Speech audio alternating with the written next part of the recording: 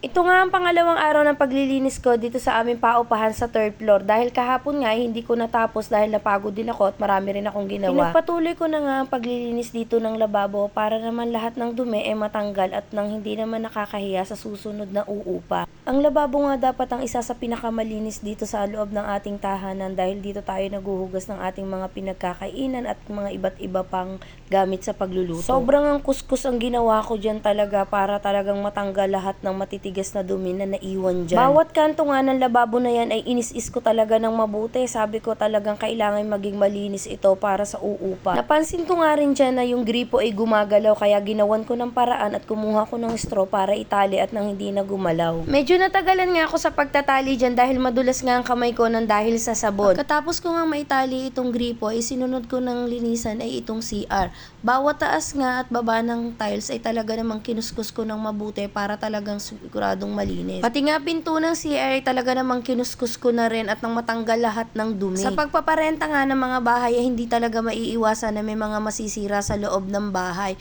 Kaya iyan naman talaga ay kasama sa pagpapaupa. May mga nagrerenta nga rin na hindi marunong maglinis ng loob ng bahay kaya ayan pag aalis sila isang damakmak na dumi at basura ang iiwan sa'yo. Pati nga itong ilalim ng lababo ay binrush ko na rin para walang dumi at mga alikabok na matitira dyan. Habang naglilinis nga ako ay itong bunsong anak ko lang ang nagbibideo sa akin. Talaga namang suportado ang nanay nila sa pagva-vlog. Matapos ko ngang i-brush yan ay binanlawan ko na kaagad ng tubig. Nang matapos nga ako sa ilalim ng lababo ay sinunod ko na rin ang pagpupunas sa floor. Sa punto ngang yan ay medyo nakakaramdam na talaga ako ng pagod dahil ako nga lang mag-isa ang gumagawa ng lahat ng ito. Pero okay lang, kayang-kaya naman. Nakita nyo naman kung gaano ko idinidiin talaga yung paa ko para talagang simot na simot yung mga dumi na matitigas na naiwan dyan. Medyo nga rin nadagdagan na siguro yung mga muscle ko dyan, mga misa binti ko. Sinunod ko nga iminap ko naman ang floor. Gamit yung naiwan nilang map na yan. Hindi na rin nila dinala siguro dahil di naman din nila siguro na kailangan kaya iniwan na lang nila. Medyo napadali nga ang pagmamap ko dito dahil maganda itong gamitin at magaan lang. Bawat sulok nga ng bahay na ito ay sinigurado kong namap ko para naman talagang malinis na malinis. 2